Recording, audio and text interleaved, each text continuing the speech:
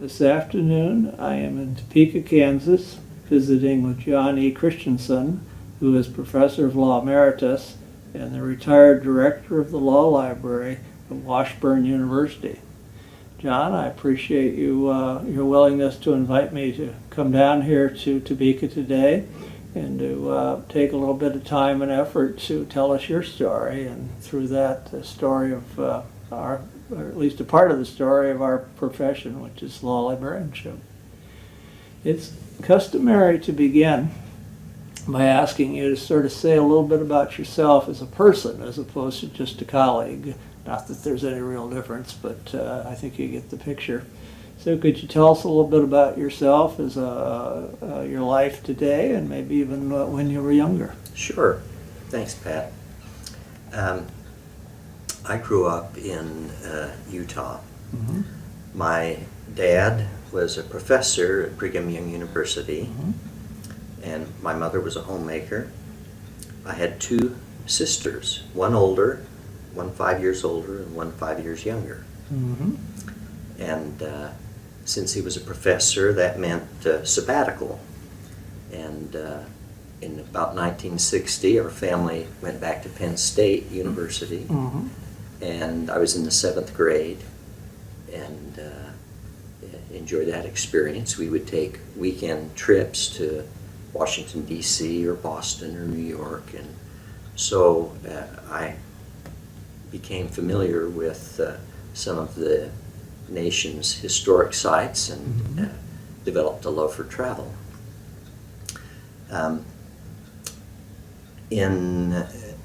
My dad also helped start the MBA program at BYU, Mm-hmm. and in 1962 he went back to Harvard for a summer grant, and he was kind of a mentor, or kind of provided opportunities for me to work on projects that were I helped with a history that Mm-hmm. he developed. He also developed a shorthand system back in, called Century 21 Shorthand. Mm-hmm. And in connection with that, I did a lot of key punching. They did studies of business vocabularies and facile symbols and came up with a system that was optimum speed and efficiency.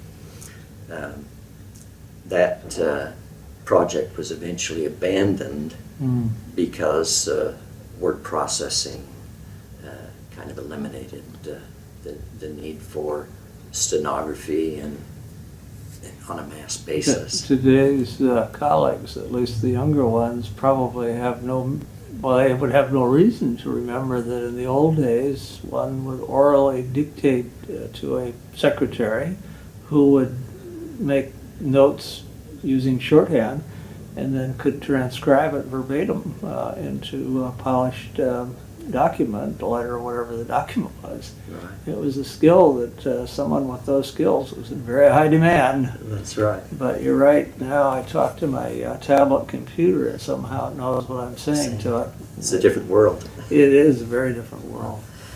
And anyway, Southwestern Publishing Company in Cincinnati Mm-hmm. was the publisher.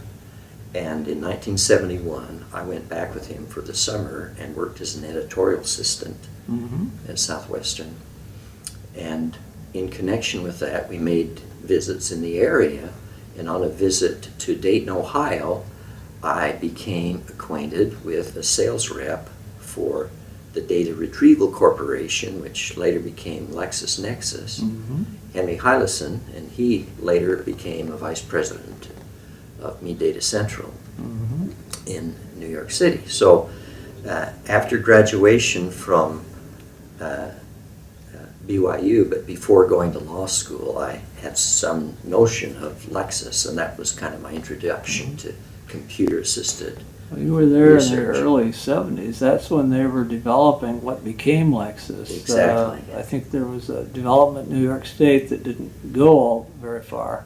But the Ohio Bar project actually was the first big part of the database. It was. Yeah, that was exciting time to see all that developing, I would think. Yeah. I went to BYU as an undergraduate and interrupted my studies to serve a mission for the LDS Church. And my assignment, 2-year mission, was in England and Wales. Okay. And that was... sort of a nice civilized part of the world, I would It think. was. Could have been someplace else, I understand. That's right. And after returning from the mission, then I continued at BYU, finished up, and then I was headed for graduate school at the University of Utah in psychology. But I just thought, I don't know if I really want to do this. And so I very much enjoyed history. In high school, I did well in high school. I was number 2 in the class and was a speaker at graduation. And I took a year and took classes. This was after graduation. Took classes that I thought would help me in law school. So I took accounting because I didn't have much of a business background. I took English constitutional history. I took some genealogical research courses and took the LSAT, and I also worked for a history professor as a research assistant and wrote a chapter about the history of World War II in the state of Utah. That helped me when I was in law school at the University of Utah starting in 1972. That helped me obtain a research assistantship with Jefferson Fordham, who had been dean at the University of Pennsylvania, and I would characterize him as one of my mentors.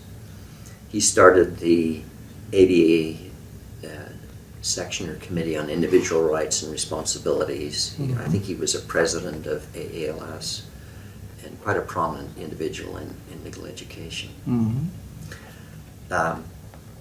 In law school at the U, I also had the opportunity to be a clerk for Justice J. Allen Crockett of the Utah Supreme Court. In that state and that court, students were often able to have like a 15-hour-a-week internship and serve as clerk. So I did that in my last year. Must have been a nice experience for you, a was. third-year law student. And is that up in Salt Lake City? It is. It was so at it wasn't very far. No, it was at the Capitol building, and the University of Utah is there as well. So Yes. it's very convenient. Yeah. I also participated as a research assistant on a project called Utah Legal Information Project, which was a study of the potential for computers in legal research. And I had to interview about 200 attorneys. And I conducted those interviews, and that again gave me some background or interest in computer applications. Now, did any of that work involve or ultimately become part of either Lexis or another database, or was it This was separate? more of a feasibility study. Okay. And at that time, I also was able to be a summer intern in 1974 in the governor's office. Oh. And this was during the Watergate hearings. And Governor Rampton, Calvin Rampton, was the Democratic governor in Utah. And that gave me an opportunity to have a variety of experiences with various government agencies. And one of the things I did was take some people from Afghanistan who were on a program with the University of Connecticut and take them to the prison and take them to visit city managers in nearby cities. So it was a learning experience for me as well as for them. Mhm. And I also used computer skills there in doing a lot of data entry on a computerized database. Mhm. Utah, like many other states, was using the Aspen statutory research system. Yes. That was an additional exposure to computing. Mhm. And one day in 1974, I noticed a yellow poster on the bulletin board in the library which said, "Have you considered a career in law librarianship?" Mhm. I had not.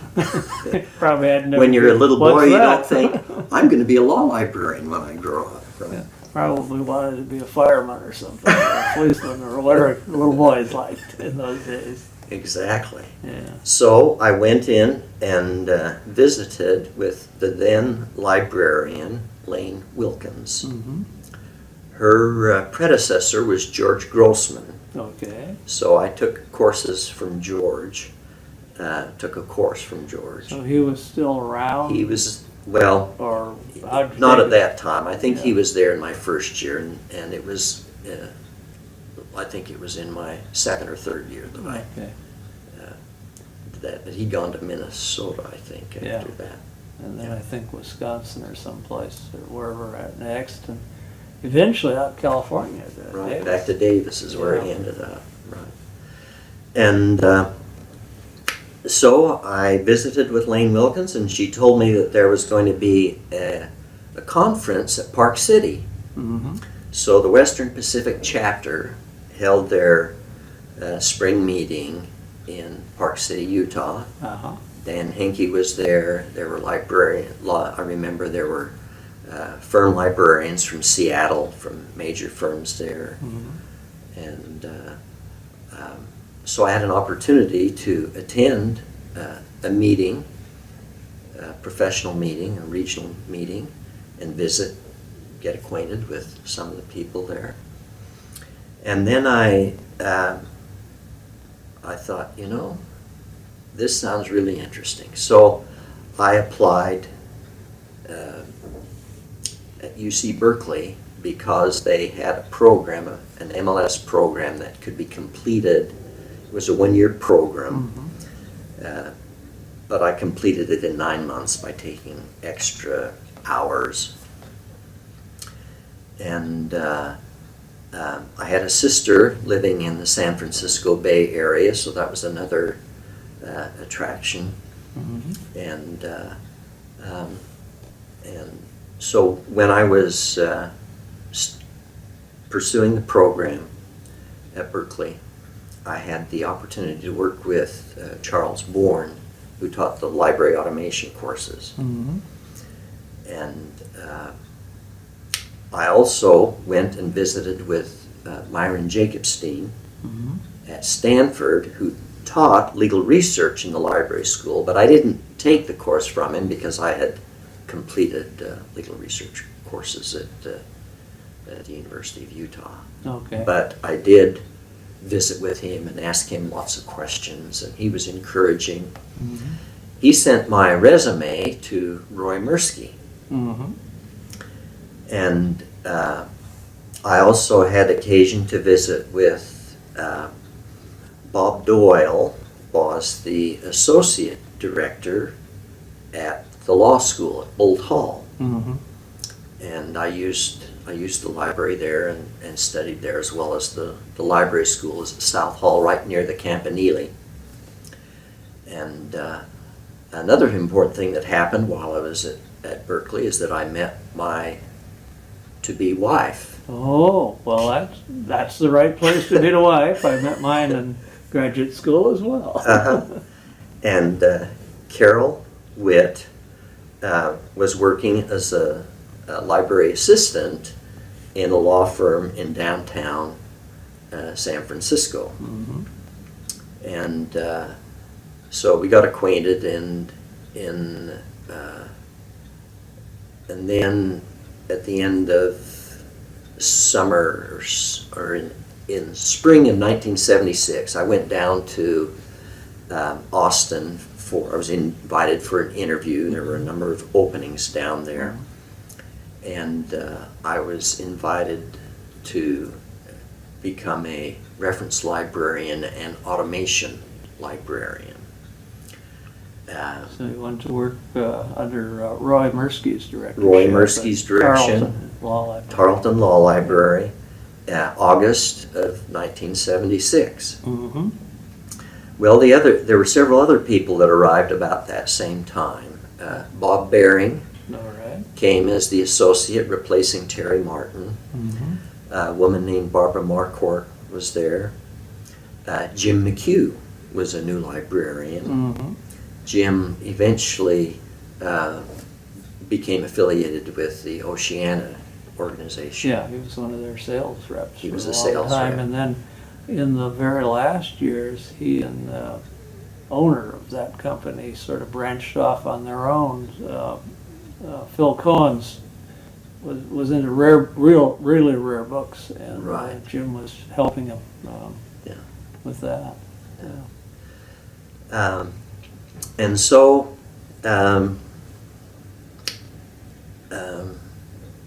I had So you met some rather interesting people at Tarleton, especially. I mean, Right. Roy's shop was one where a lot of our colleagues. it was an informal training ground. Mhm.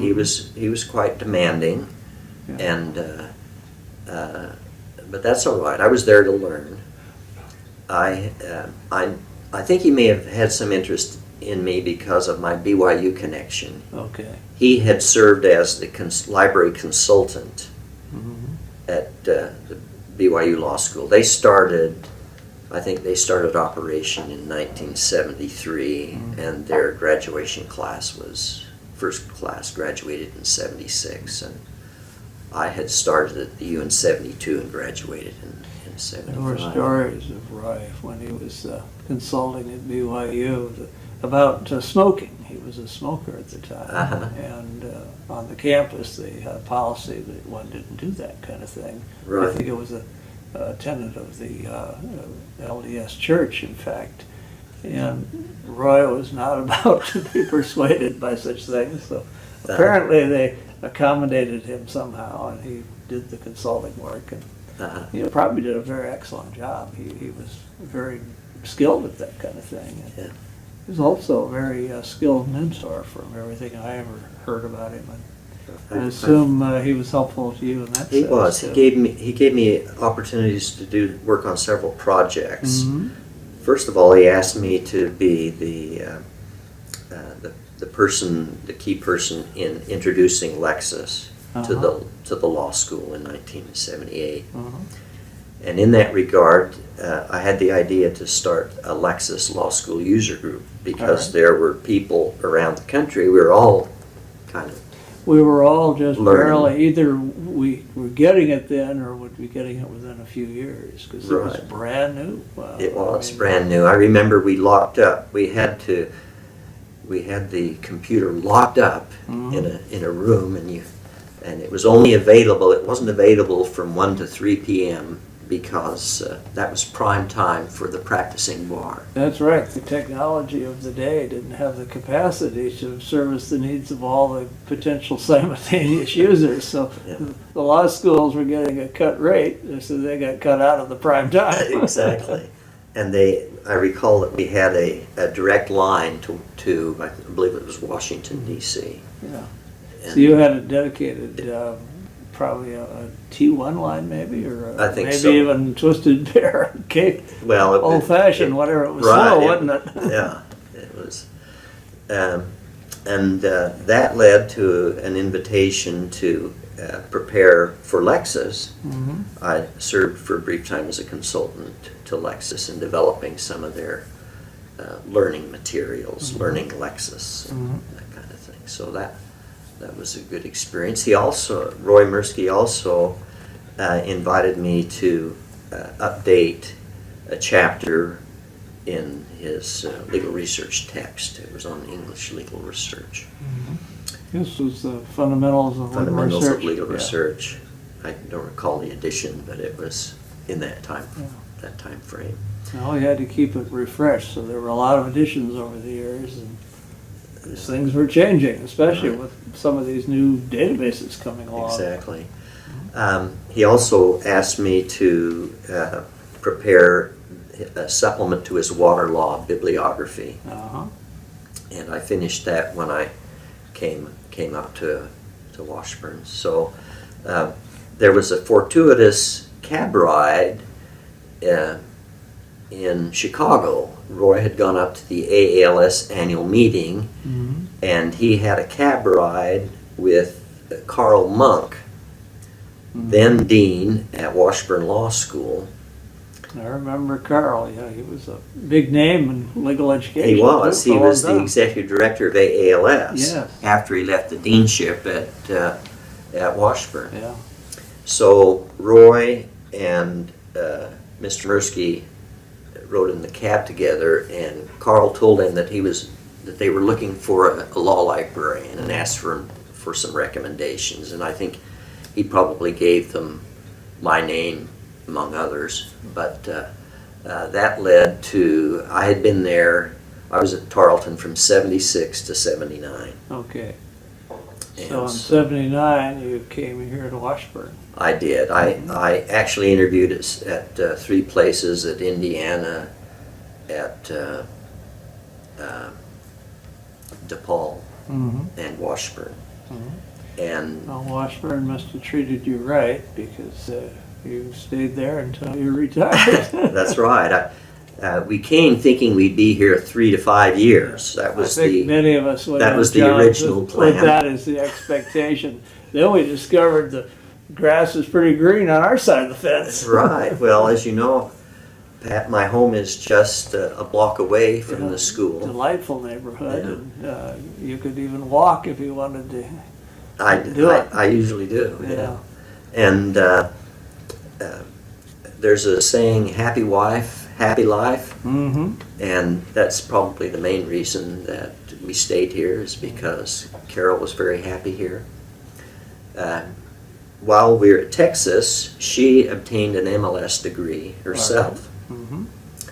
And worked temporarily as here at the Mabee Library a little bit, and had a little information consulting business that she ran. But her major occupation was raising children. We have 8 children.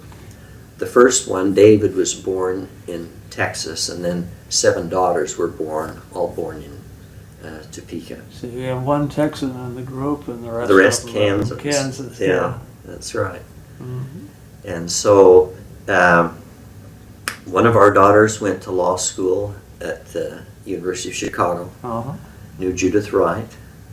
The others chose other professional fields. You must be a proud papa. I am of each of them. Yeah. And so Topeka is a great place. I've been involved in some activities and organizations in the community. We worked, I've currently serving as president of Interfaith of Topeka. I'm on the Community Action Board of Directors. And I've been involved as a merit badge counselor in the scouting program. And so it's been a All great good place, service to the community. great place to the broader to live. community, Yeah. just say the university. Yeah. In high school, I played the trumpet, and I have a grandson who's following in your steps. and we still have a little band. There are about 8 or 10 of us that play in nursing homes. Since they're hard of hearing, their You need the loud demand for instruments. quality Yeah. is not that great, but we play music from the Uh, big band era with the little band, but they enjoy it and we enjoy it as well. Well, could you tell us a little bit more about your years here at Washburn? You've been a faculty member. You've done things perhaps as a faculty member as well as the head of the library. You want to tell us Sure. about some of those activities and adventures? Sure. I have I've tried to select teaching courses that were kind of related to the field, to maximize the output and minimize the additional preparations. But Probably a very wise move on your part. I have at Texas, I initiated an advanced legal research course, which I then taught here when I arrived, and utilizing the Pathfinder as the major work project, which is a notion that I gathered from library school. Yeah. And taught legislation a few years. I taught computers in the law. Somehow that surprised me. Your background back in the early 70s. Right. Yeah. And recently I co-taught a course called Law Practice Technologies. There were several of us that team taught that, and we made it a tradition to attend the ABA Tech Show in Chicago every year, and brought a lot of material back from that we could share with the students.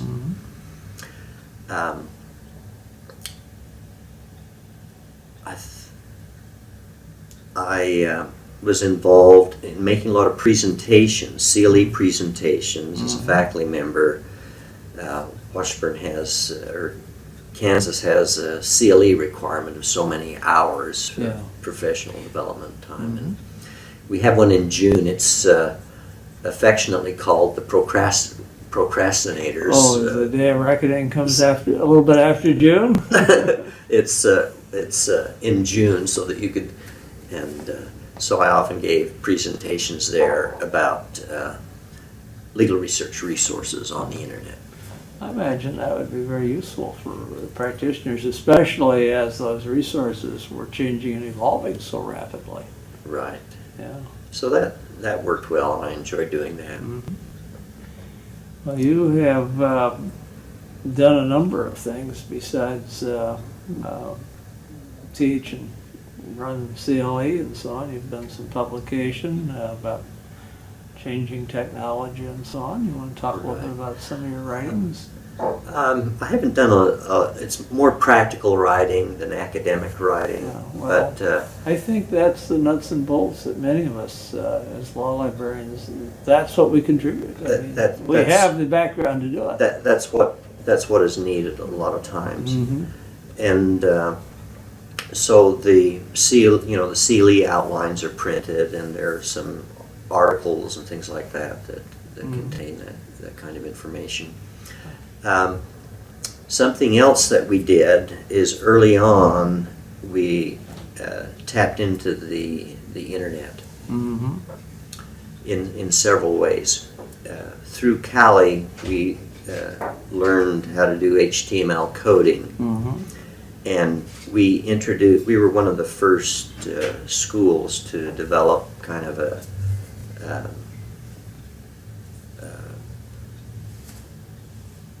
comprehensive guide to the information resources available on the internet.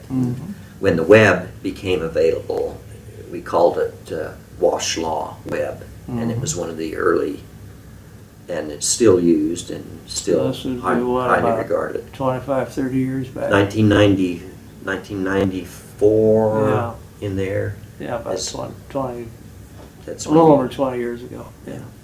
And I remember at the Pittsburgh annual meeting, the Washburn Law Library staff, a number of them made presentations about how you can do it and explain more about it. And then right at that point too. That was 94, 95, somewhere in there. Yeah. And another thing that we did was we utilized listservs Mhm. quite extensively. Mhm.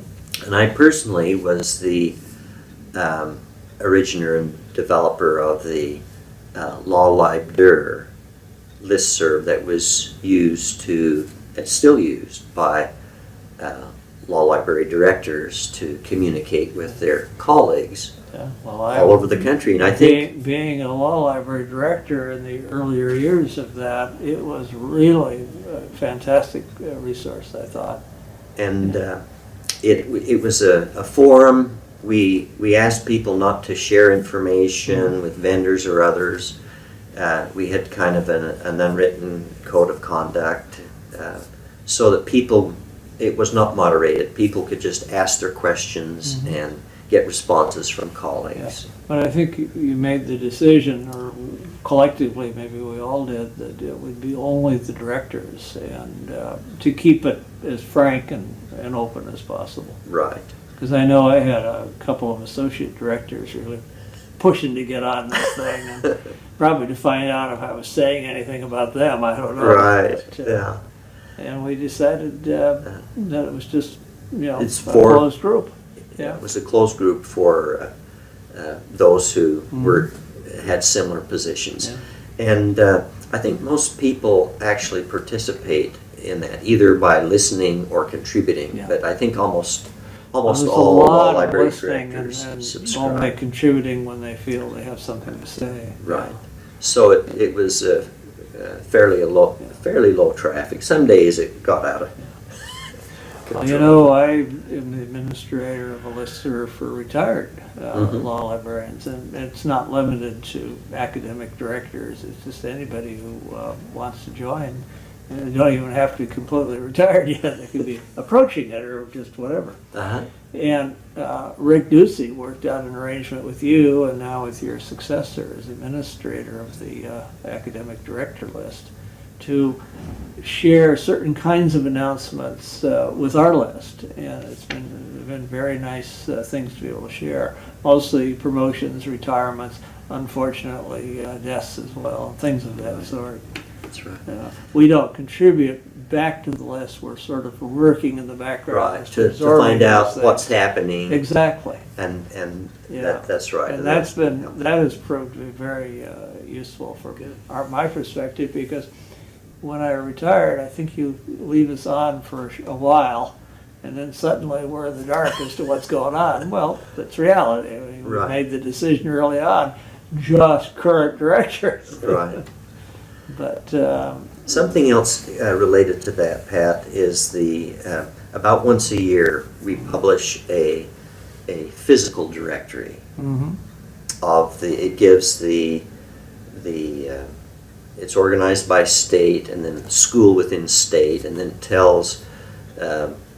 it gives the email address, the name of the director, and how long they've been at that particular law school. So it's possible to kind of keep track of one another that way in a summarized form. It's that's kind of a handy probably reference. more important than ever now, because the ALL has dropped the printed version of its own directory and handbook.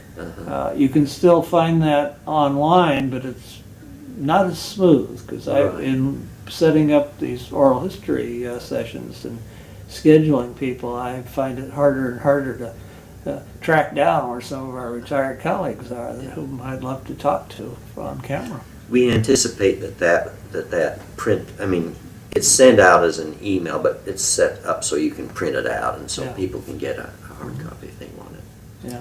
Another thing we did at Washburn is we were a beta test site for the Innovative Interfaces web catalog. And I'm thinking that we may have been one of the first law school libraries to adopt the Innovative Interface web catalog when that was newer. And so that was good. Another thing we were interested in at Washburn was cooperation among libraries. In the Midwest, there are a number of law schools that are about the same size, and none of us are especially wealthy. And so You mean ordinary, normal type law schools like everybody else? Right. Oh, with a few exceptions. Right. And so the dean, I think the dean at Missouri Columbia at the time was Alan Smith. He had come from the University of Texas. I knew him there as a faculty colleague. And he encouraged the creation of a Midwest cooperative group.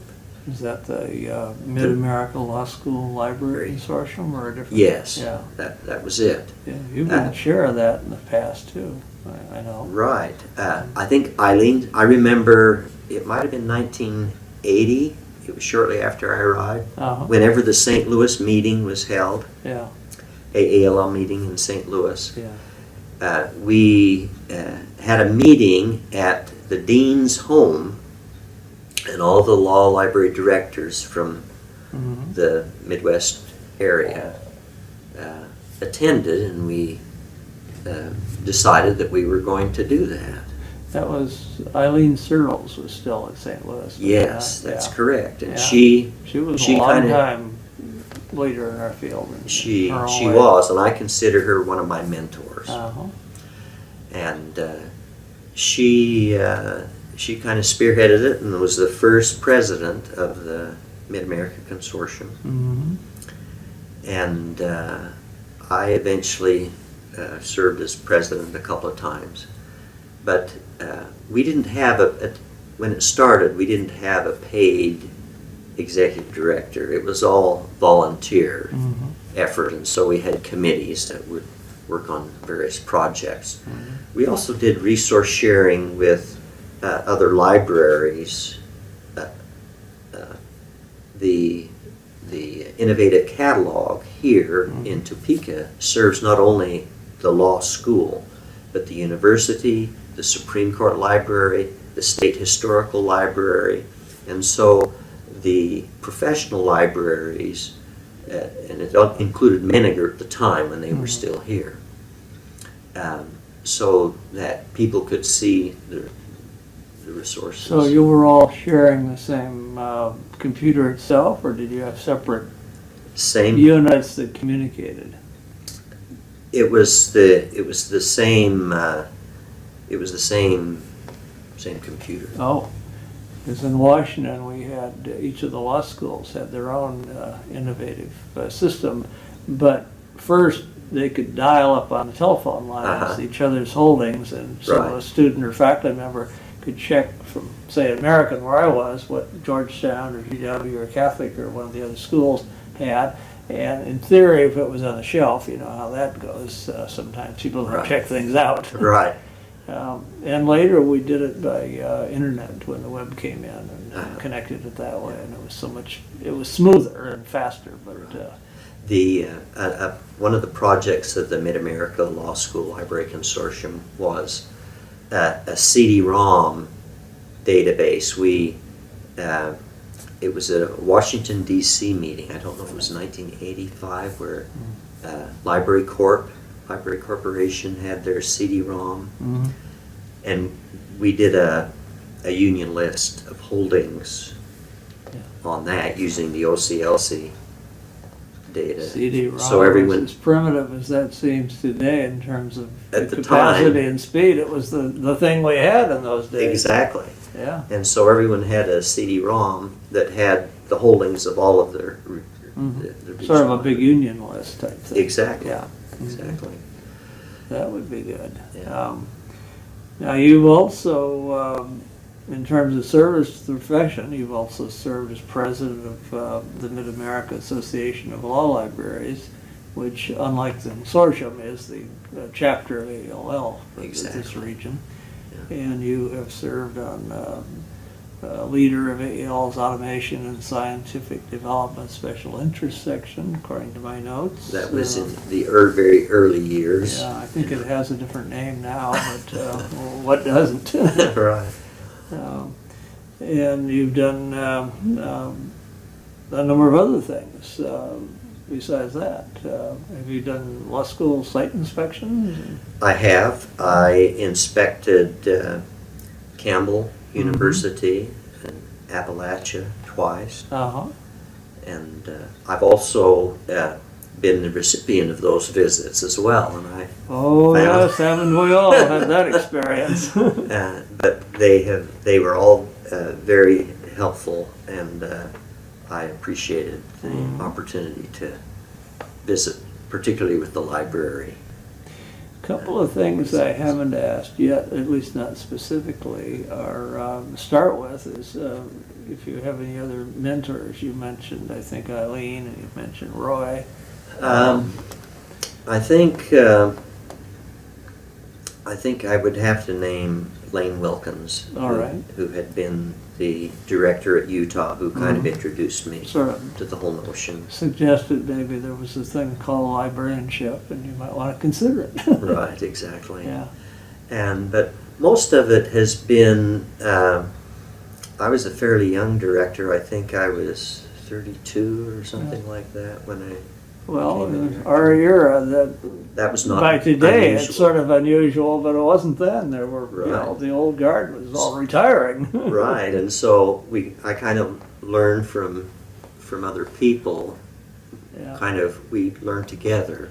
Well, no wonder you put together that listserv for directors, so we could all ask each other anything we needed. Right. So. Keep out the prying eyes of perhaps why we were asking it about those people. Right. Very good. I also usually ask a little more about whether you have any particular hobbies or special passions or special interests. If you were still active, I'd say keep the dean happy outside of work. But now that you're retired, for any time. Yeah. I forgot to mention a course that I teach, which I really enjoyed, and that is law and religion. Okay. Because of my upbringing in the LDS faith, I've Yeah. been active in the J. Reuben Clark Law Society. Uh-huh. There's actually, just like the Thomas More Society for the Catholics, Yeah. the J. Reuben Clark Law Society includes LDS people, but it also is open to anyone who has. So people of other faiths or Faiths. traditions could join. They could, if they have the main idea is that you have interest in law and religion, and that's an important facet of one's life. So Both to help us keep ourselves civilized as a species, I think. there is a whole, the law of the law is essentially unenforceable. Yeah. And it's the morals and the core values that people have that really help the society function smoothly. So you've been active in this association. I have, Thomas and, More. and I taught a seminar in law and religion Mhm. for many years, and enjoy that, and so I'm continuing my affiliation and service with the law society. Well, what about other hobbies or et cetera? Do you have anything that comes to mind? I do. I need to do family history research. That's Well, I imagine that's sort of a tradition of your faith, too. It is. Because the It is, but Latter-day it- Saints have tremendous databases, and yeah. they market, at least some of them, in terms of Ancestry.com. Yeah, that's a private organization. Ancestry.com is, but but family history research is important. I had ancestors from 5 great-grandparents from Denmark, one from Norway, one from Sweden, and one from Scotland. And my father wrote histories of the College of Business and his undergraduate institution, but he didn't get his own personal history written. Well, And you were so- sort of a history buff early on. I was, Have so- you now developed So this is kind of on the to-do list Oh, of a bucket list, huh? yeah, putting of capturing the stories Mhm. that and the photographs that tell. There's a reason that family history is intriguing to a lot of people. It Mhm. helps you understand who you are, and you know. It's a very interesting study too. I've dabbled in it a bit, and Uh-huh. my siblings and I put together a slideshow of showing actually photographs of some of our ancestors where we had access to them and could identify the people. And going back about 4 generations in some That's cases. wonderful. Yeah. And my wife and I have taken trips to Sweden and Denmark and Mhm. Norway and Scotland, visiting the ancestral homes. Mm. And so that's something that I want to Mhm. continue to do. Grandkids, Mm. I've got. Those are hobbies. Yes, because you can spoil them and send them home to their parents. Right there. I don't do diapers. I told my son the same thing. He's now married, and I said I'm a granddad that doesn't do diapers. Yeah, why not? You served your time in that department a generation Well, ago, I don't more know. or less. Yeah. But in any event, that sounds wonderful. Have you done any travel, or do you have any plans for some of that? Yes. You and Carol? We went down to Peru Mm. in June Mhm. of this year, just before I retired, Mm-hmm. and we visited Machu Picchu Mm-hmm. and other sites in that area. Mhm. One of our daughters served as a missionary in Peru, and so we visited the families that she became acquainted with when she was down there. And we had a daughter just return from New Zealand. Mm. So that's Also a missionary. that was a missionary experience. I guess I'm sort of naive. I understand that young men in Go the for church, 2 years. Yeah, but young women Go for 18 months. 18 months, so they do serve as well. Yeah, they're No gender discrimination. they're not required. They're not required to, and the young men are encouraged to, Yeah. and the young women are, if they have the desire to serve, then they do. And so, I also had another daughter was in Austria, Mm. another daughter served in Brazil, and another one served in London. So Certainly some diverse places. it is, and it's a good. It's been a good experience for them. Mhm. I'll probably continue my service in various community organizations that I've been involved with, Mhm.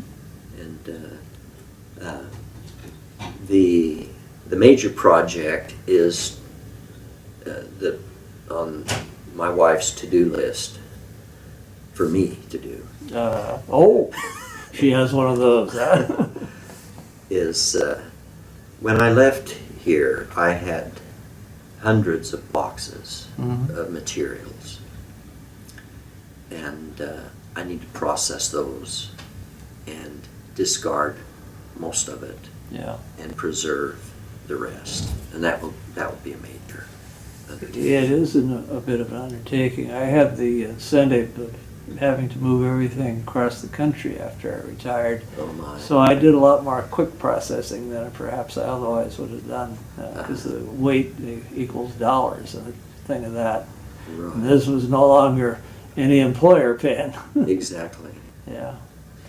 But before I claim huge success, we still had 2 entire tractor trailers that moved across the country. And, Oh wow! yeah, we didn't do a lot of weeding.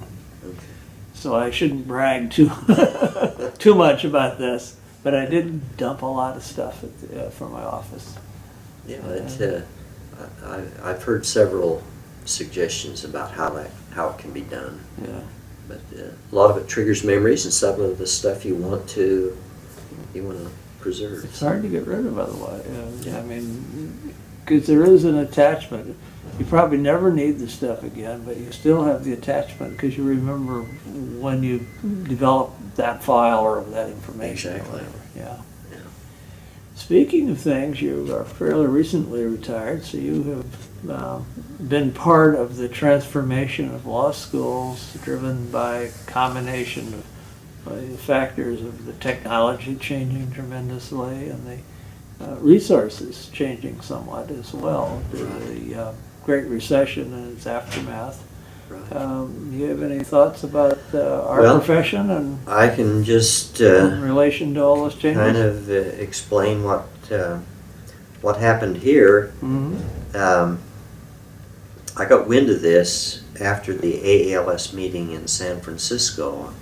I had attended church, and somebody who was not a law librarian just asked me if I'd seen the article in the New York Times about the lawyer glut Mm. and all of that. And of course, when the recession first hit, people tend to go to school. Yeah, to avoid having to go avoid, out and find a job when you can't find one. Right. Yeah. And so that happened here. We had our target. We usually have 125 admitted in the fall and 25 in the spring semester. We have a January start for a small class. Nice civilized size law school, in my opinion. Yeah. Well, then the recession hit, Uh-huh. and then the dean noticed in our rankings regionally Mhm. that we had lots of people and seemed to be doing pretty well in comparison to others in Mhm. terms of budget for acquisitions and whatnot. And the applications, as you know, started dropping. Yeah. I understand Pretty even heavily. today the number of people going to law schools sort of like it was back in the early 70s in terms of numbers, I've been told. Uh, So that's a considerable decline a from a few years ago. A major drop, I think. And I Yeah. think most of us are, going through that. Yeah. There are some institutions that are not affected, but not many. So what happened here was we did pretty well. I think it was about 2012 is when it's kind of Mm. hit us. Before, the recession hit, but people were still in school or Yeah. still coming. So they sort of got So it was through. kind of delayed a little bit Yeah. for us. And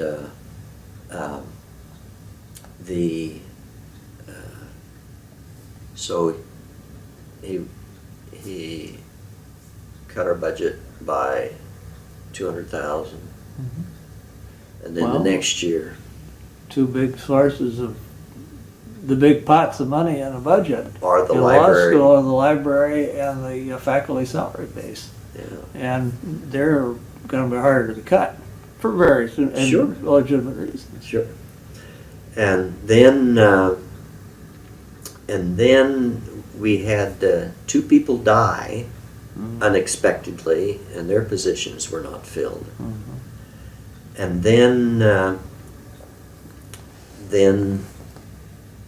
we did we had to get rid of a position. Mhm. That's always a tough That's one. difficult. Yeah. That's difficult. And then they had a voluntary retirement incentive program that the university, Okay. and so Was that for faculty and staff? faculty and staff. Okay. And so we had a staff member, and I took that Mhm. opportunity as well. Quite a But number I'll- of our colleagues have taken similar opportunities Right. in recent years. Yeah. Yeah. And so So there has been a major cut in people, and so they're having to regroup. Yeah, I see that, just traveling around and even casually walking through libraries and noticing workstations in, say, the back offices where there's no sign of anyone working at it anymore. Right. And that's confirmed when I ask if there have been reductions in force. It's pretty common. But some people have said with the shift away from all books to some books, but computer databases, you don't need the same number of people, especially in the back office. Well, that's true. But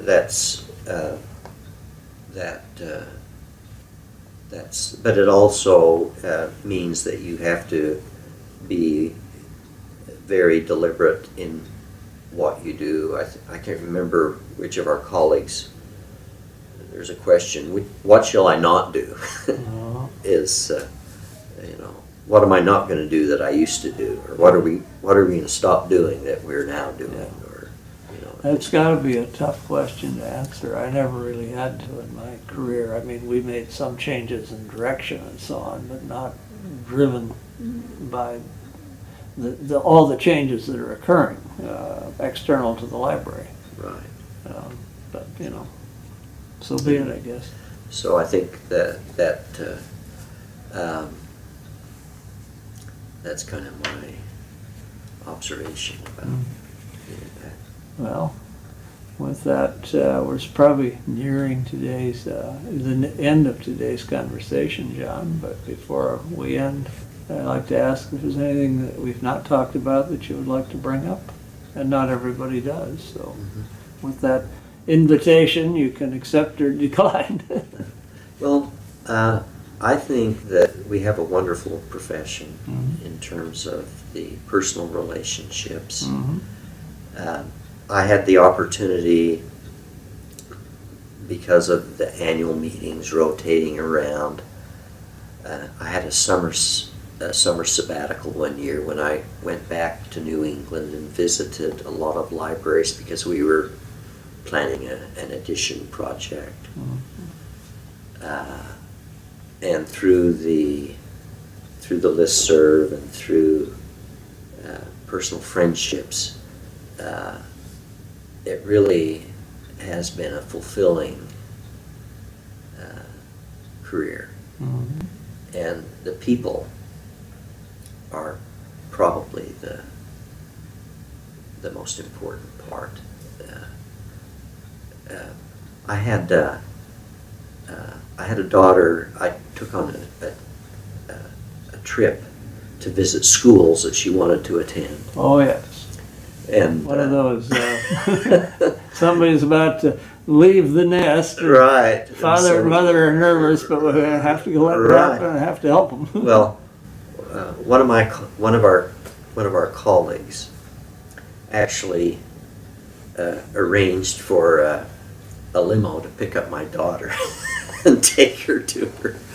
Sounds like his institution or her institution was eager to recruit a good student, and anyway. Your daughter was exactly that. Anyway, there